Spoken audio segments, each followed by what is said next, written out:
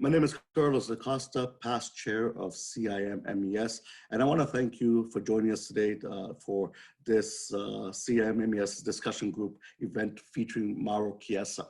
For those of you who don't know who CIM is or MES, let me give you a little brief history. CIM stands for the Canadian Institute of Mining, Mineralogy, Petroleum Association. We are basically the leading professional association for the minerals related industry. There are there are 11 technical societies and more than 30 local branches.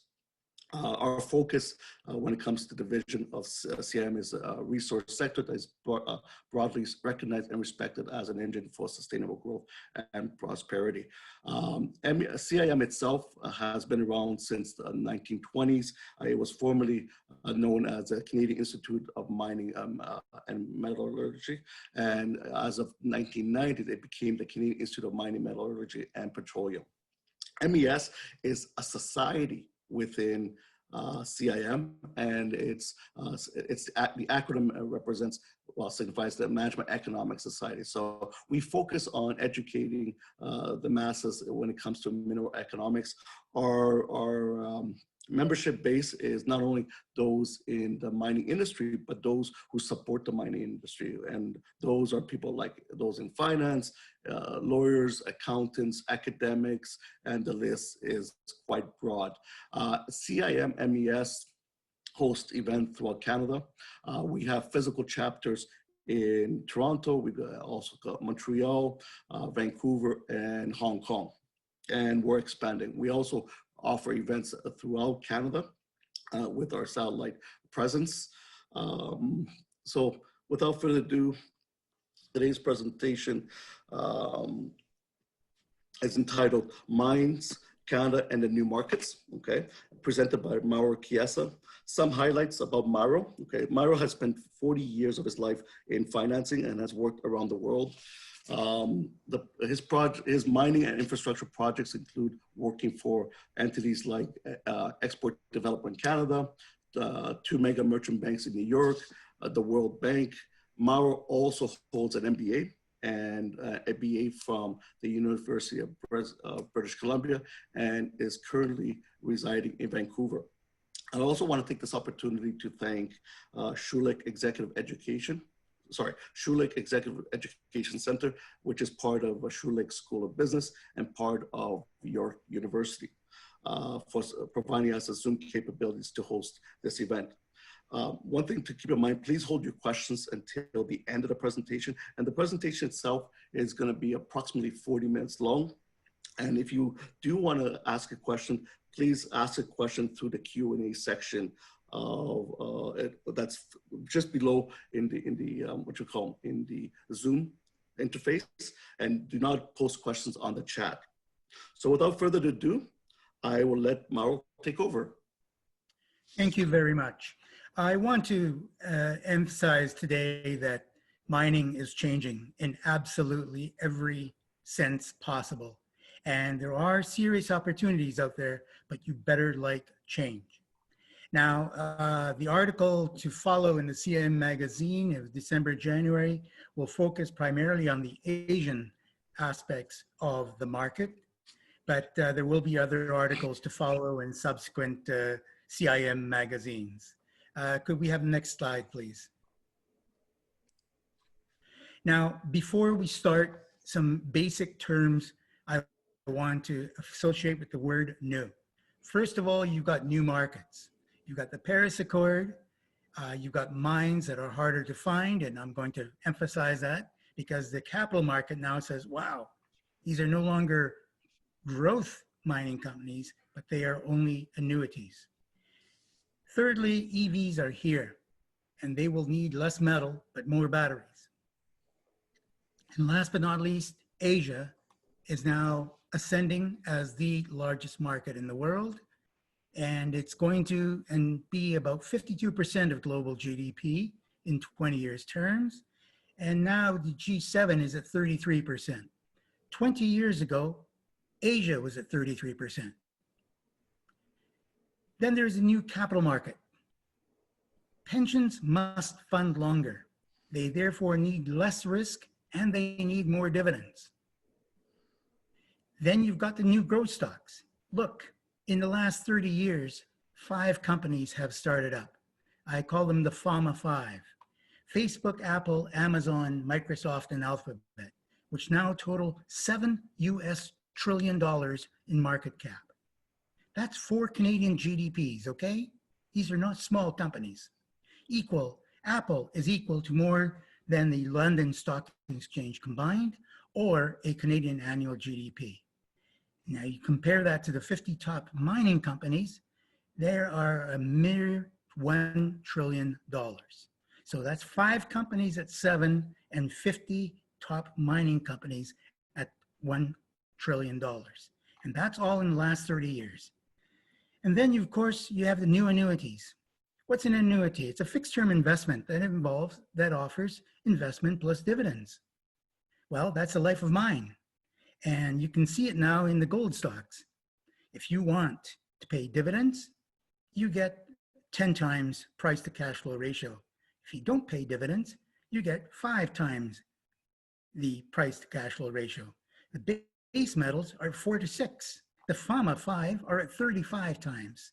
So you can see where the capital is going to be attracted. The next new term is TGTR, which I refer to as thin grade to remote, which has always been a Canadian issue if you don't have a railroad nearby. But now Asia is going to redefine the remoteness, because if your iron is in Canada, it's even going to be further away from the market, which is Asia. And finally, the new thing I'm going to focus on is that net present value and IRR, which were once sacrosanct, are just not enough. And I'll show you some 5 or 6 examples where lower NPV means a higher safety of investment. That's lower NPV and lower IRR will mean a higher level of investment. So next slide, please. Next slide, please. Thank you. First and foremost, let's start reviewing. This is going to be a 3-step presentation. And step 1, always review your changing markets when you're looking at a mining project.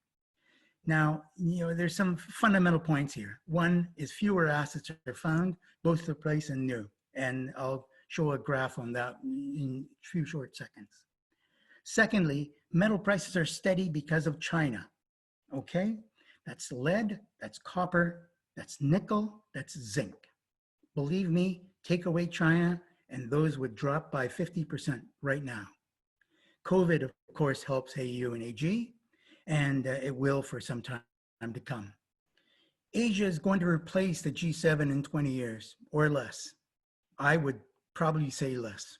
And the G7 is going to become less important, especially if the UK goes through on Brexit. Fourthly, EVs are going to reduce overall demand for some metals. California from 1935 on will not sell a fuel burning car. Ford has just announced 5 EVs in the next 5 years for their Oakville plant. Fiat Chrysler has also announced EV plans for Windsor.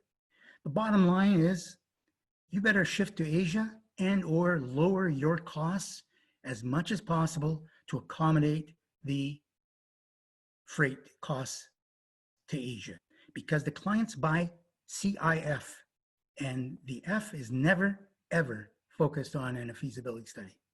Next slide, please. First and foremost, and we've got to drill down a little bit into it, the ever-changing industry, because it's massive. The OECD demand. Well, the US is weak, the EU is in Brexit, and Japan is still in quantitative easing. Real interest rates are below 0. Pandemic is not good for some metals, but it's good for AU and AG. BRICS demand. Well, it's still the largest market segment, but somehow or other, Russia, Brazil, and South Africa are now gone, leaving but China and India. Well, we've just signed an RCEP agreement covering 30% of the world's population, and this was but 10 days ago. And they've left the door open to India for another 15%. So if and when India signs up, they are going to represent 45% of the world's population. This is a growing source of local expertise and local capital. Yes, local capital. If I were 10 years younger right now, I would be in Singapore. 10 Asians or 18 Asians are a positive global, to use IMF terminology, for growth greater than 5%. And that's 20 years that they've been growing at greater 5%. China by itself is on an infrastructure binge, and it's holding up four metal prices, four metal markets, respectively. And again, McKinsey came out with a study a short while ago, basically projecting that they're estimating with 97.5% confidence interval that Asia will be 52% of global GDP. And it was 33% in 2000. So just that alone means that Canada has to wake up, because we've been surrounded by the USA, by the EU, and by Japan very comfortably since time began. And now that's moving east. Then there's a question of a displacement. Well, EVs are going to require up to 80% less metal. In fact, some kids right now out of the Netherlands have just come up with a 100% recyclable metal car, and it's going through the various tests. California now supports EVs from 2035 onwards. Recycling is at a mere 30%, and more will come, especially with EVs. Existing supply, well, it's a depleting industry, guys. This is an industry that always was able to replace depletion in the past, but no more. And there are fewer bargains. And you can see it with Chile and Indonesia are now trimming supply of lithium and nickel, respectively. It worked with lithium. It didn't work that well with nickel. But, you know, the desire has been shown. And I'll get back to that as well. The new supply has to be closer to Asia, but it's going to be harder to find. And I'll get to that in the next slide. And finally, the capital. Mining is just refused by many now, purely too risky. They are now happy with the pharma or a fat man if you add Tesla and Netflix. Basically, the bottom line is the low cost needed to offset the transport cost, especially in Asia. And the bottom line is consolidation. Next slide, please. Now, very simply, here, look at this graph for a second, because there are four messages here.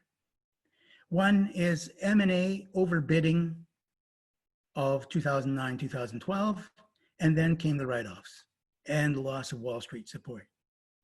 The dearth now, which has been ongoing for 10 years, means that the majors are going upstream with juniors before even buying. And a great example of that is ALX and Rio Tinto, which has just gone into an upstream development deal. 10 years ago, that would have been unheard of. Rio Tinto would have said, show me your 43-101 first. Now they're going on hunches and very early information. Third message is that dearth shifts from growth stocks to mere annuities fast. And a couple of stocks that have suffered include Capstone in the base metals and New Gold in precious metals. If you look at that list, up until 2000, you've had a dearth, you've had an ample supply of new mining finds. Therefore, the investor knew that sooner or later, the mining company would simply go out and find another asset. Well, from 2010 onwards, you have a dearth, and it's a depleting industry. So sooner or later, you're going to have an issue with replacing your mines. The dearth also means that the host countries will become more possessive. And I already mentioned Chile and Indonesia. And that too requires a reconsideration. So what's the bottom line? Well, you rework your old mines, your slag piles, and your new technologies as needed. Meanwhile, there's going to be more mergers. And right now you're just seeing mergers every second day. Now, I'm afraid this graph here is a little bit scrunched up, I'm sorry to say. The red line is, of course, expenditures in exploration. The blue boxes are the established deposits, and the gray is what might be notionally out there, but hasn't been confirmed yet. Next slide, please. I'm just going to focus on one slide here for the step 2, the changing needs of capital, because I could speak 40 minutes on this one slide alone. And I have another article coming out in CIM shortly on this very situation. Very simply, in 1971, retirees lived 6-7 years after their retirement. Now it's 19 years more. Actuarial tables are on a constant lag, therefore, because pension funds simply don't have enough money put away. And you're seeing it now with France and Ontario, attempting to consolidate pension programs to become more cost effective. And you recently saw GE Pensions fold on its program, and there will be more to come. Funds have also interest income at zero, thank you, pandemic. So therefore, they will demand and get more dividends. Otherwise, you pay for it price-wise, and I'll get to that in a second.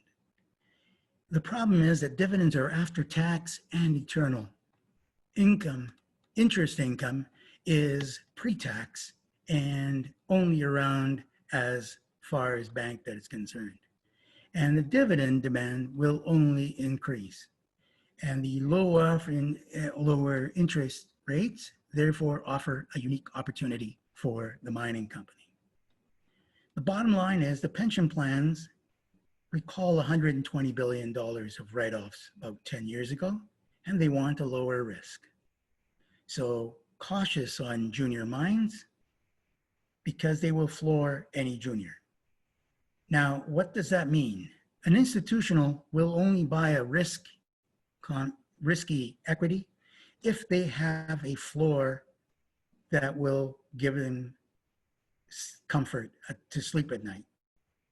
The problem is that to find a floor investor, they have to be detractors and not proponents of the junior. So all of a sudden, the juniors are going to be really hard pressed on finding new capital. And of course, the pension funds just love the FAMAs for US $7 trillion or 4 Canadian GDPs. Next slide, please. Next slide, please. Now, we're step 3. And now I'm talking about solutions because I've talked about the problems enough.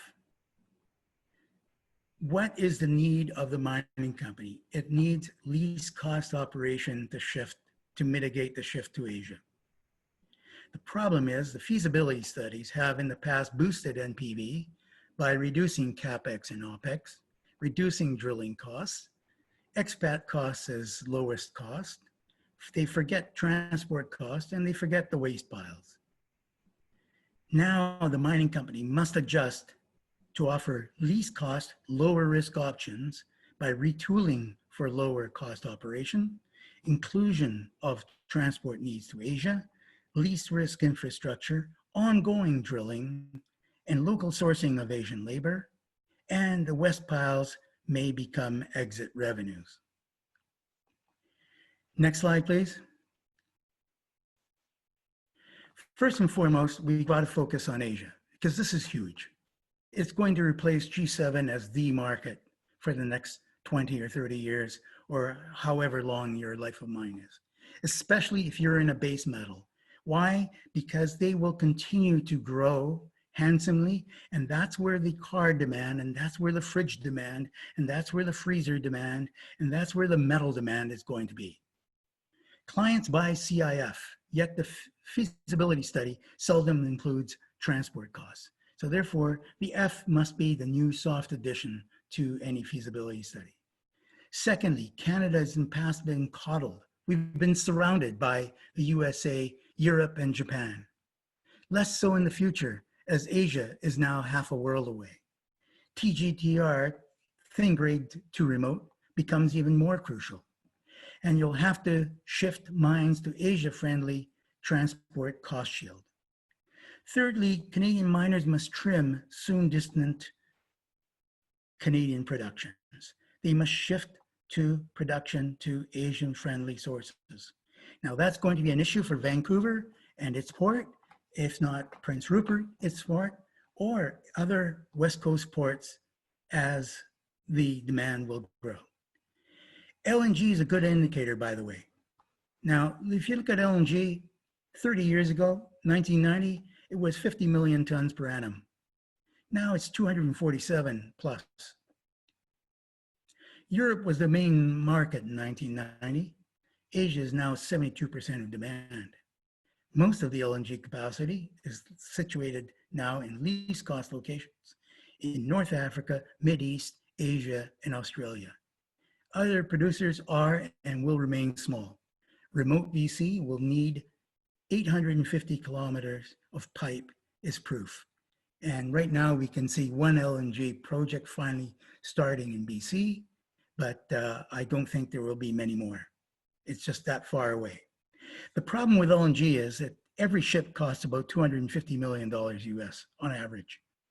And therefore the backhaul is guaranteed to be empty until it fills up again with that dedicated cargo.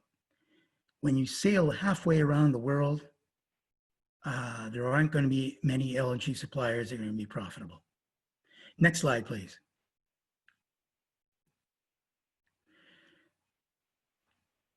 For Asia, reduce your costs now. The pandemic recession is an opportunity to retool at lower cost. Metal prices to remain constant or rise for revenue.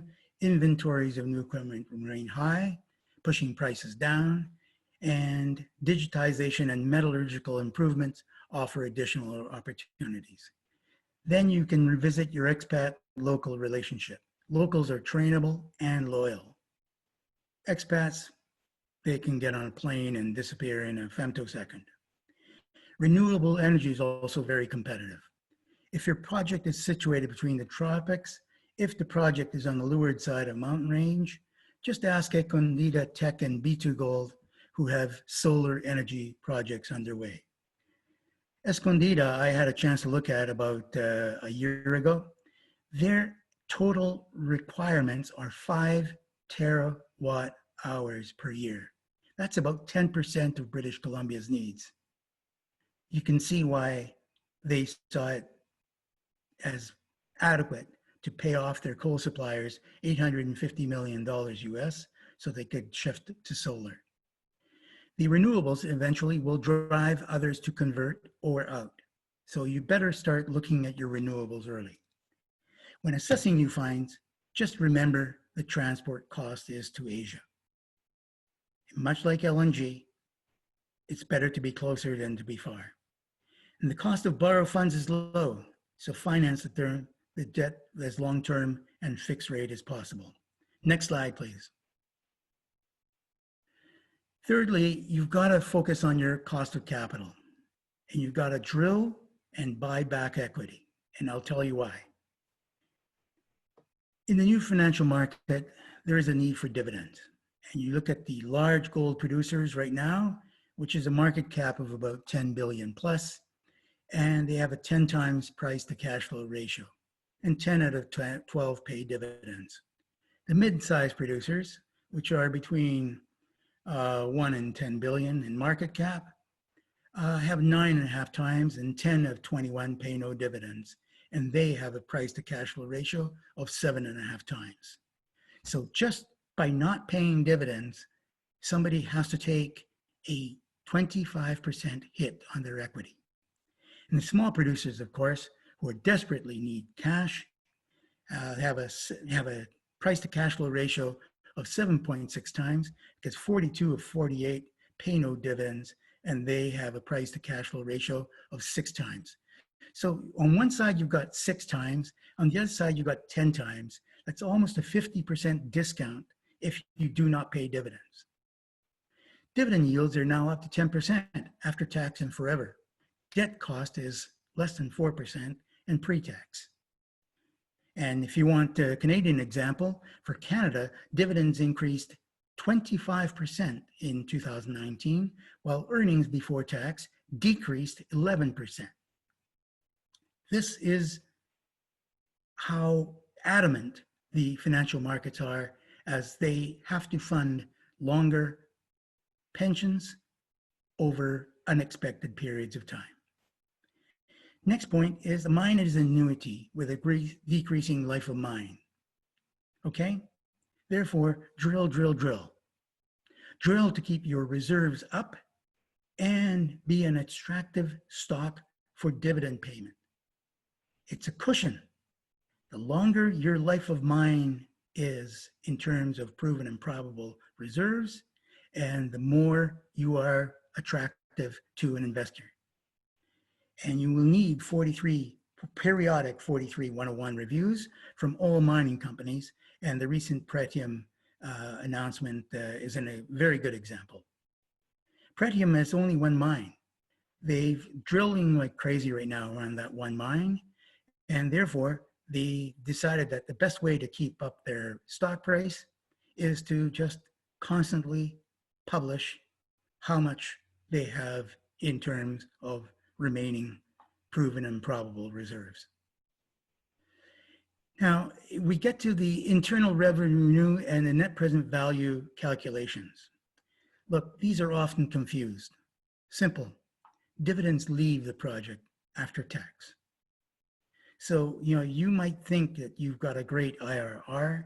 Well, think again with a dividend stream going out of the project.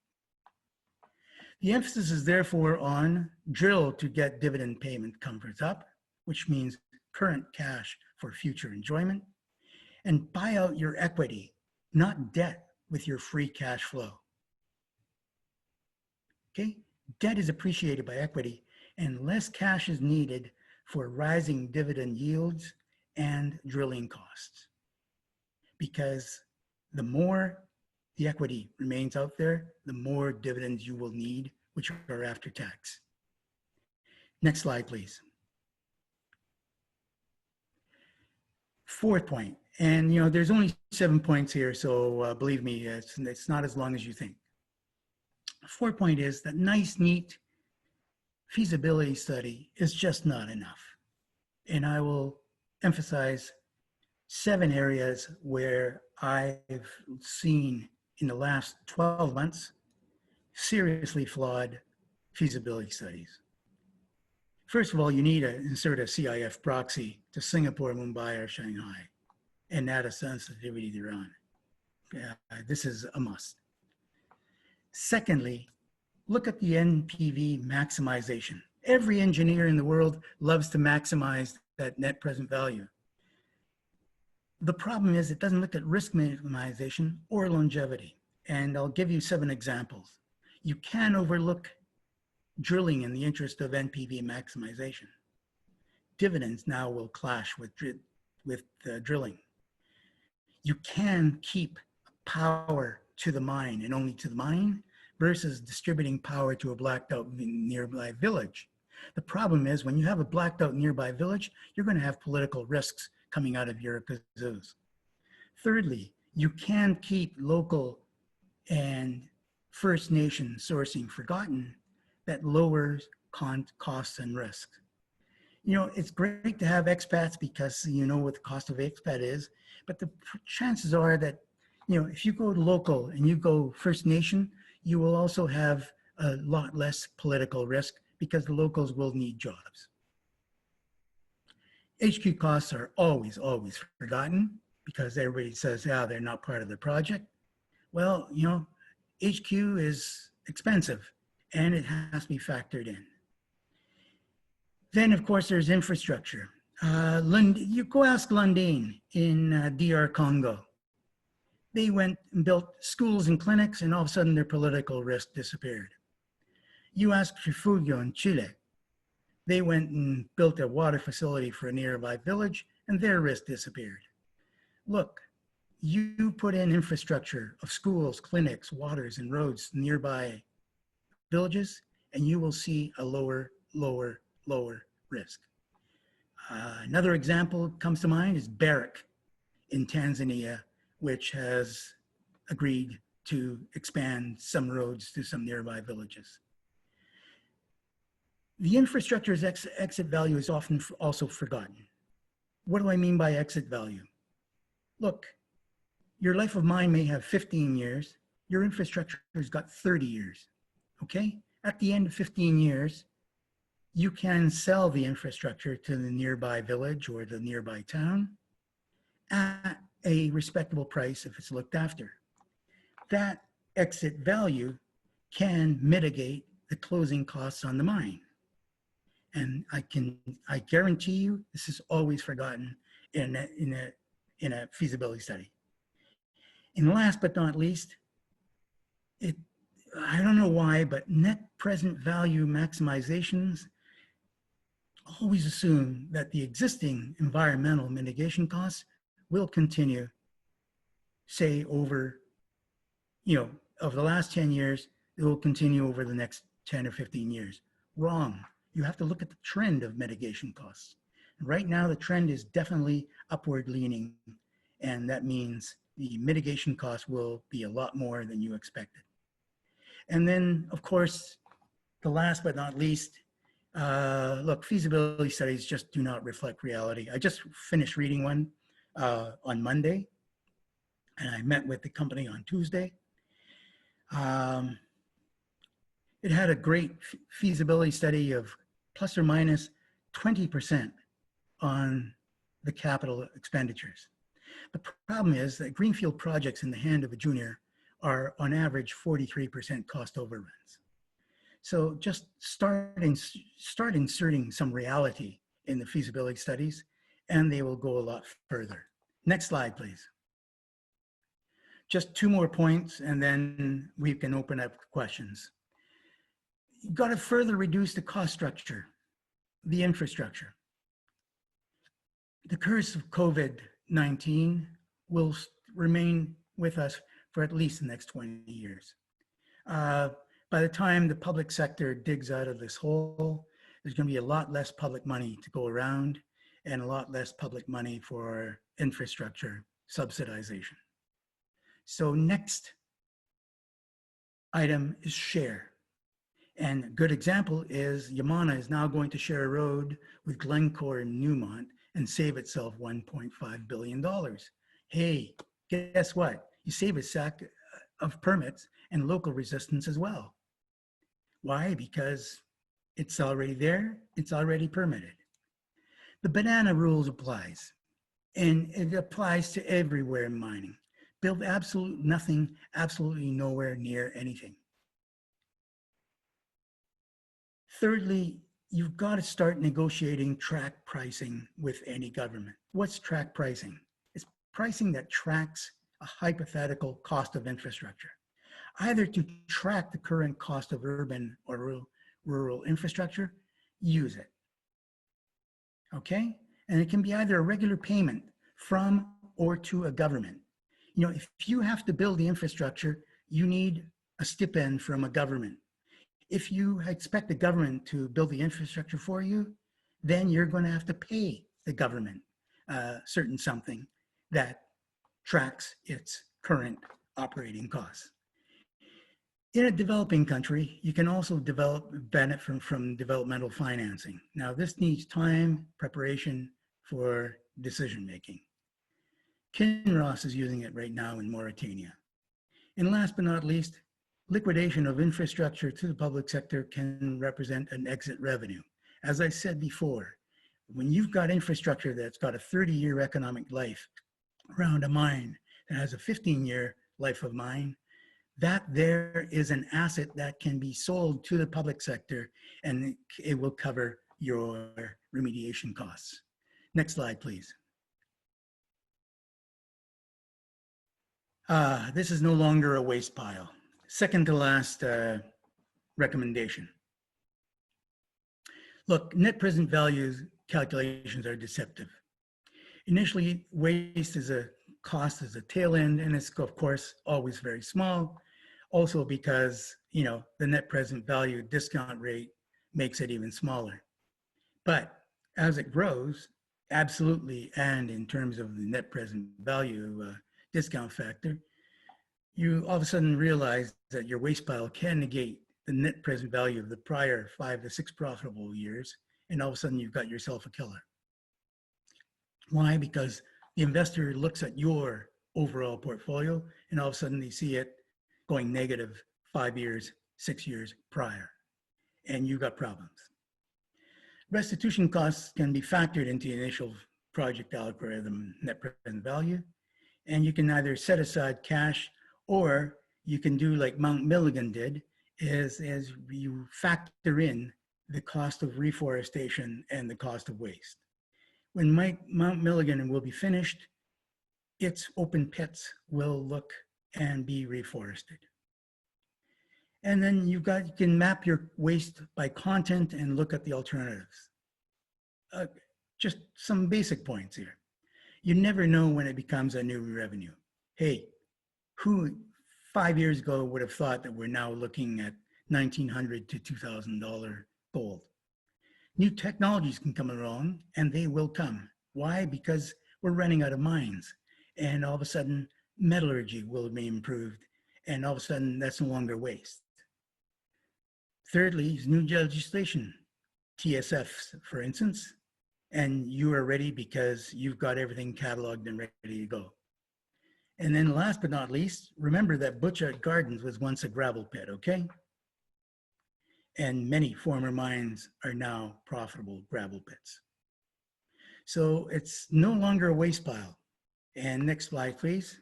Last but not least, you've got more and very aggressive governments to deal with.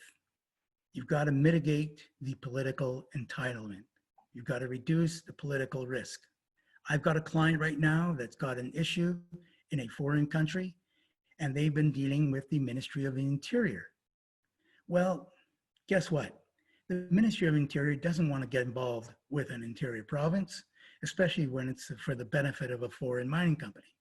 So I've told them, look, you've got to get the Ministry of Finance involved. Why? Because the metal is in demand, the country needs revenues, and it's time that the country step up, because if word gets out that the country is a problem, it's going to scare away an awful lot or more mining. And turns out that, you know, the company could have used, about 3 of these lessons. First of all, go local and go green, as it can reduce the country's Forex bill. Pueblo Viejo's gas conversion, Tex Escondidas and B2 Gold's renewable program were loved by the Ministry of Finance. Why? Because they didn't have to import coal anymore. Hire a foreign diplomat, B2 Gold. Okay? It's a little bit of sugar helps the medicine go down in the most delightful way, to paraphrase Mary Poppins. Reduce your risk profile through sharing, and the Yamana Road is a great example in Argentina. Go local, because the workers will help keep government out for you. When you hire locals, believe me, they turn into your biggest ally, because they need the jobs. And I emphasized before, Barrick's example of clinic and classroom access, or power and water coming from B2 Gold. And of course, the foreign local work, the work sourcing was overlooked, is overlooked time and time again.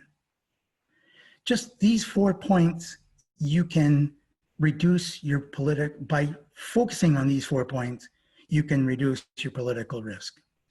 The 5th point is map IFC, EDC, ICSID, or MEGA risk, costs, and benefits.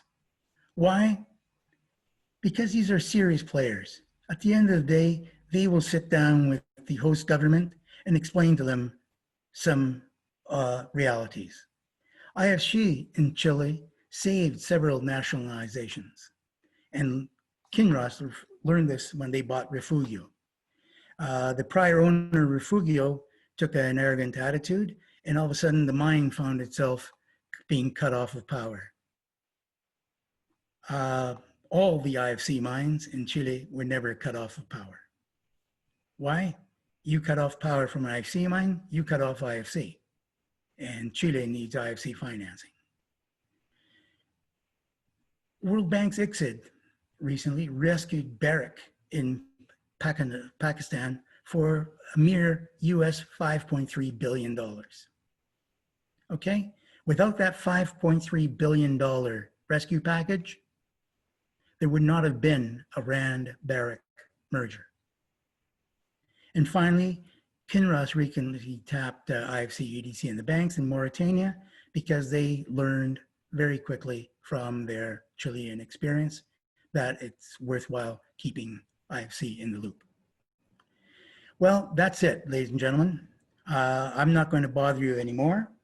I'd like to keep my presentation to a mere 40 minutes, but I've got to emphasize a summary. Everything is changing. The market is moving to Asia, and Canada must change. It will be the dominant market, and LNG is a good indicator. EVs, of course, will reduce the need for many metals on twofold. A, because they will need less metal, and B, because their metal will be a good source of recycling. The industry, costs must be fully and brutally reassessed. The pandemic recession is slowing the infrastructure spending on top of that, and offers chance to retool and to lower cost of debt. Thirdly, the mining company must pay attention to the new capital markets. Debt is pre-tax and low for the next 4 years. You want to keep that. Dividend yields are rising. They're perennial and post-tax. You want to reduce. So you buy out the equity with free cash flow. Countries are also more assertive. Political risk is going to increase. Live with it. Go local and share infrastructure costs, or share labor costs and equity. And finally, focus on exit revenues as a new mitigant for remediation costs. Well, that's it, ladies and gentlemen. We've covered a massive amount of in today's presentation. Now we have some time for questions and answers. I can accept them in Italian, in French, or English, and believe me, all questions are always welcome. Now, the rumors are true. I was born in Italy, and therefore I'm addicted to espressos for the rest of my life. Thank you very much, and I'm now open to any and all questions. Okay, thank you very much, Mauro. Wonderful presentation as usual. I've had an opportunity to listen to a number of your presentations, and I've always enjoyed them.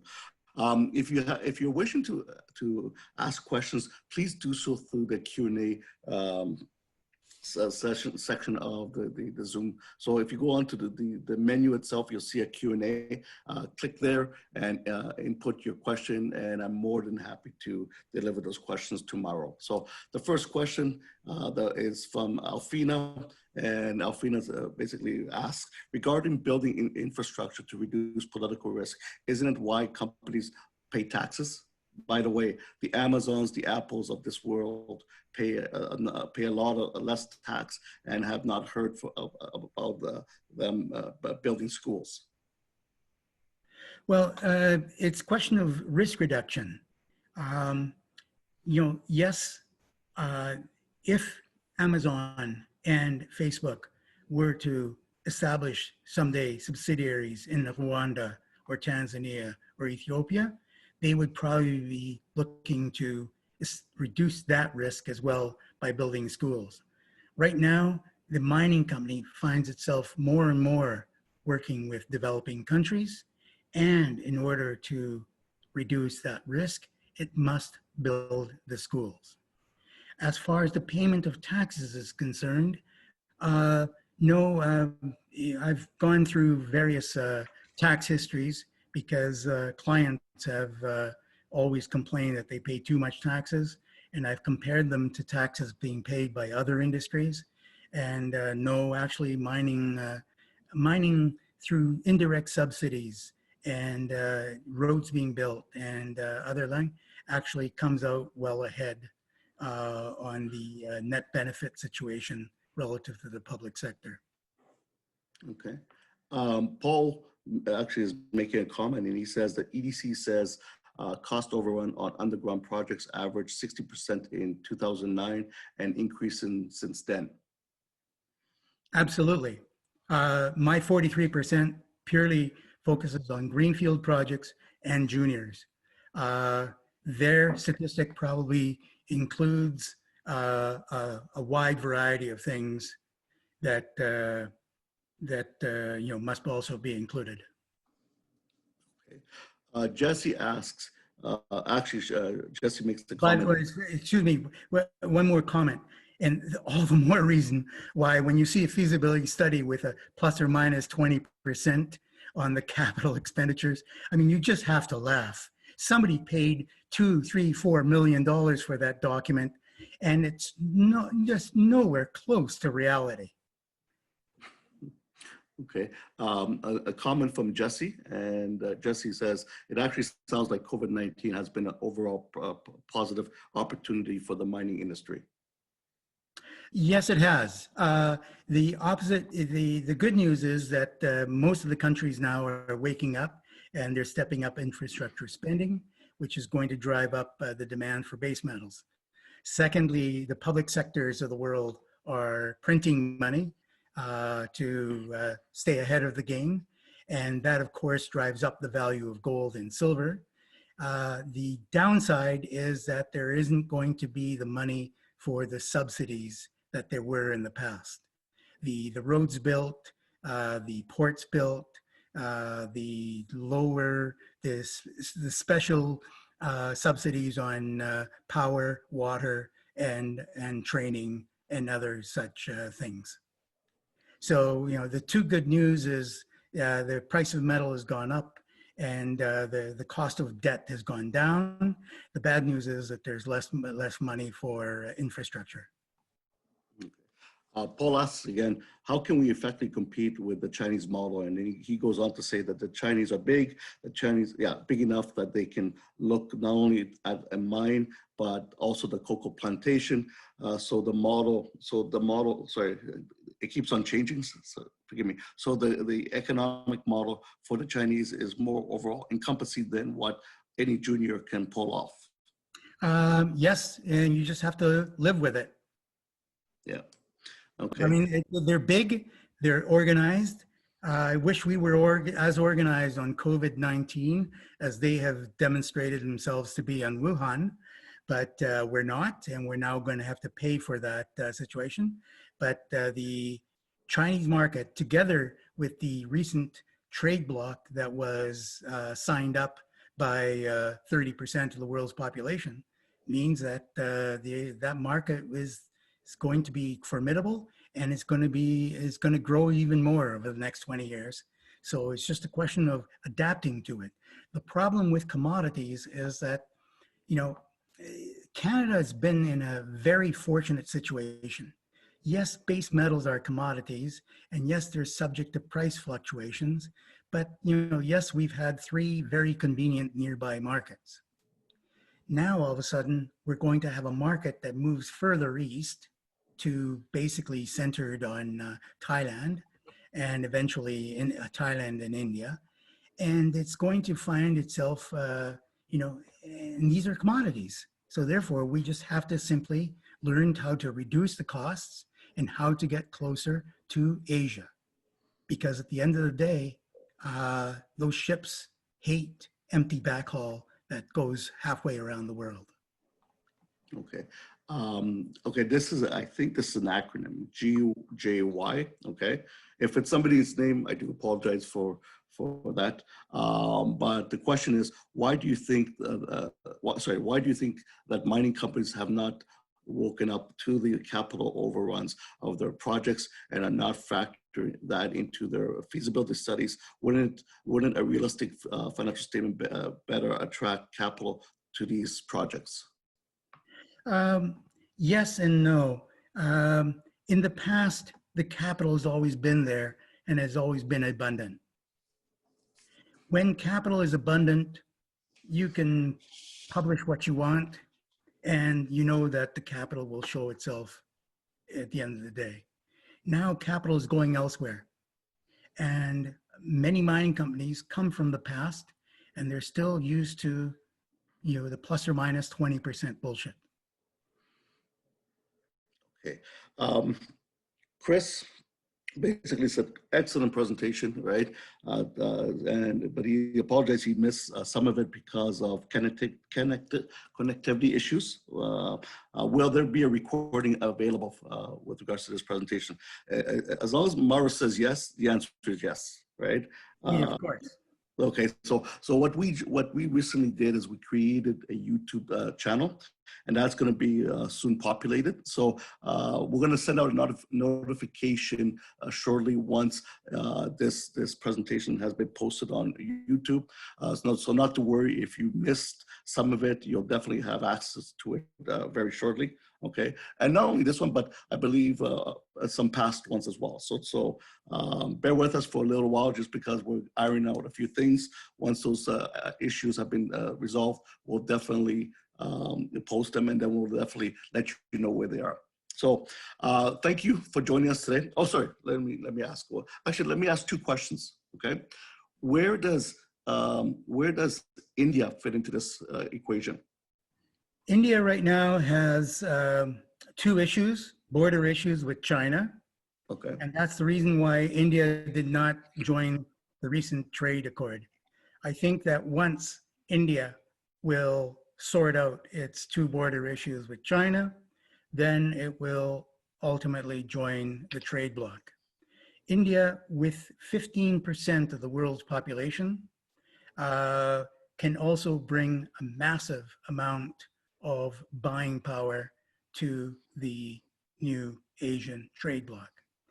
And hopefully Canada with United States can some or other wiggle into this new trade agreement, because it's an issue. It's an issue.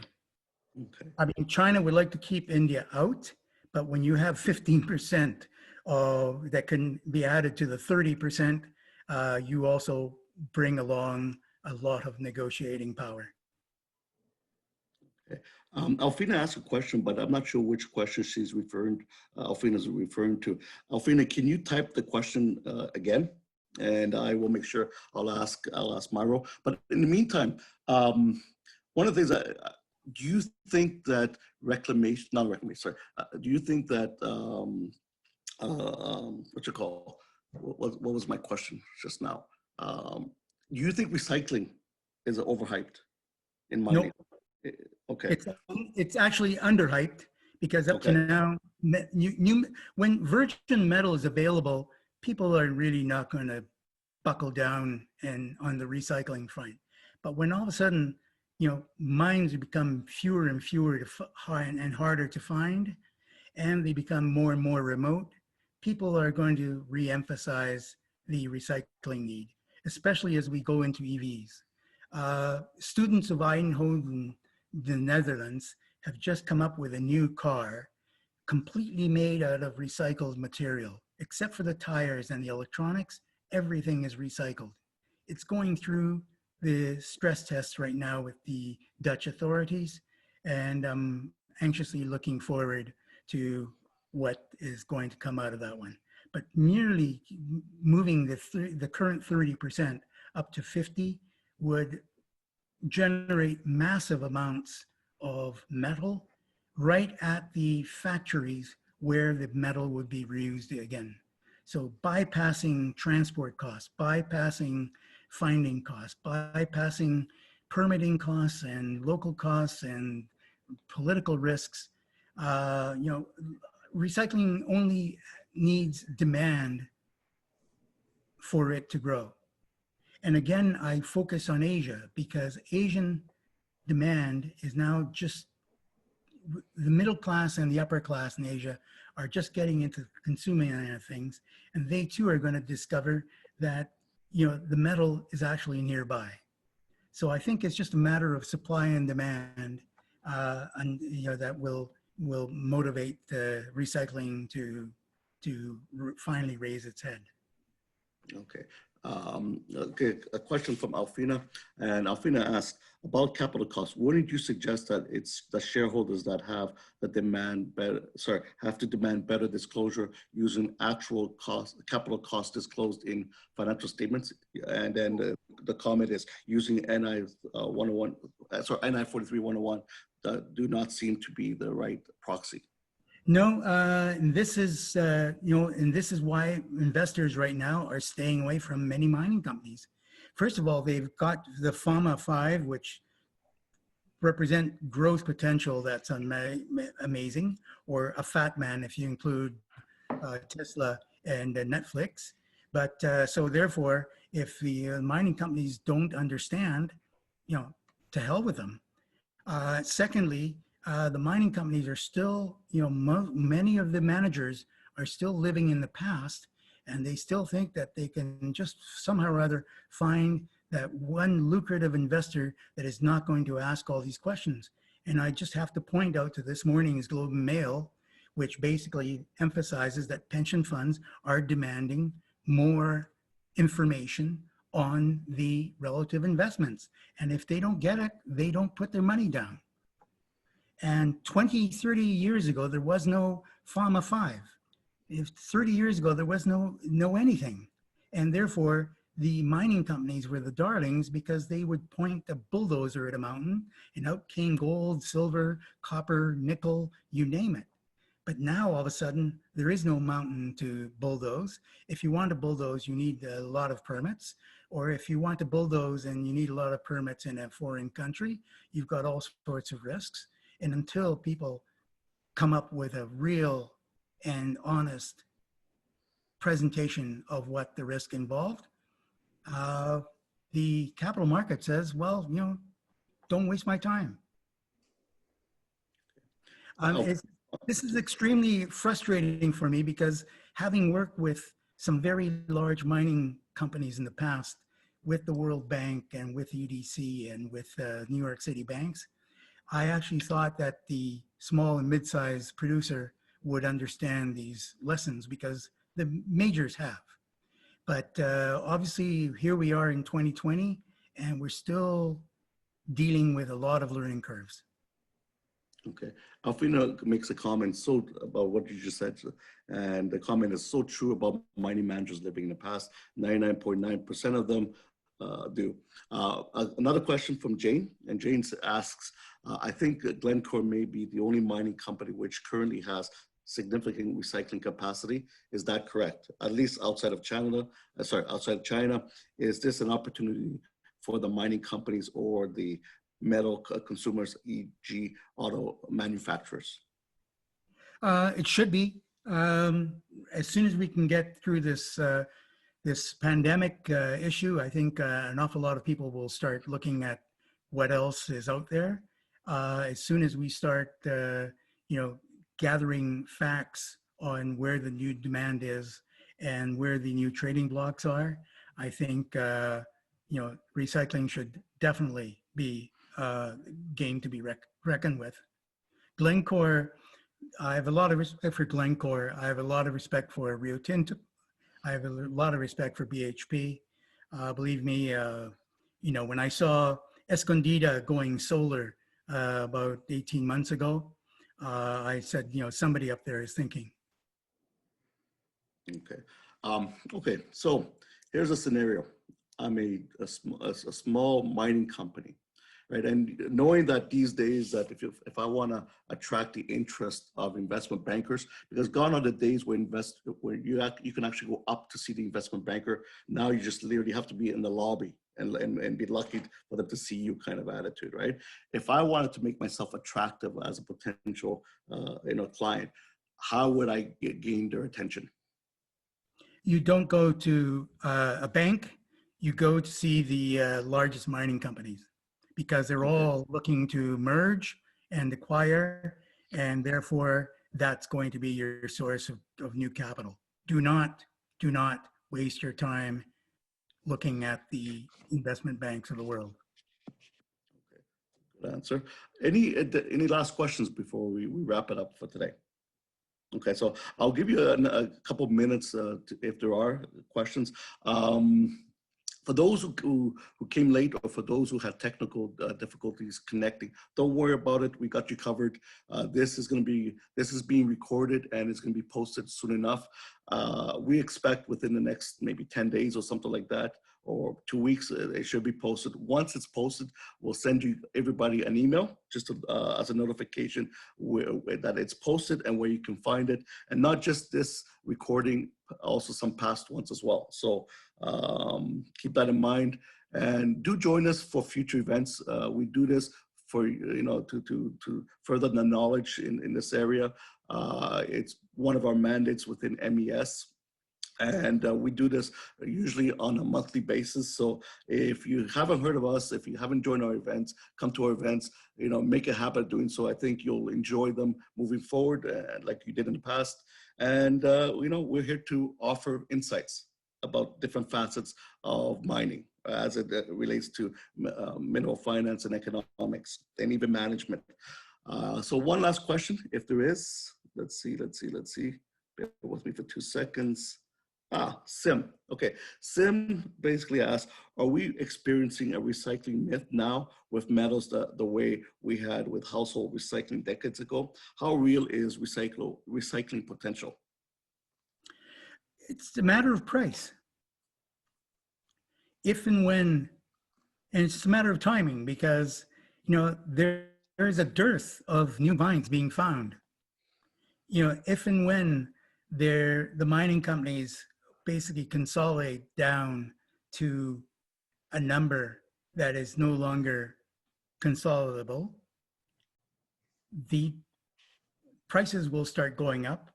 And all of a sudden, if prices are going up and there is no new metal to be found, people will focus on recycling.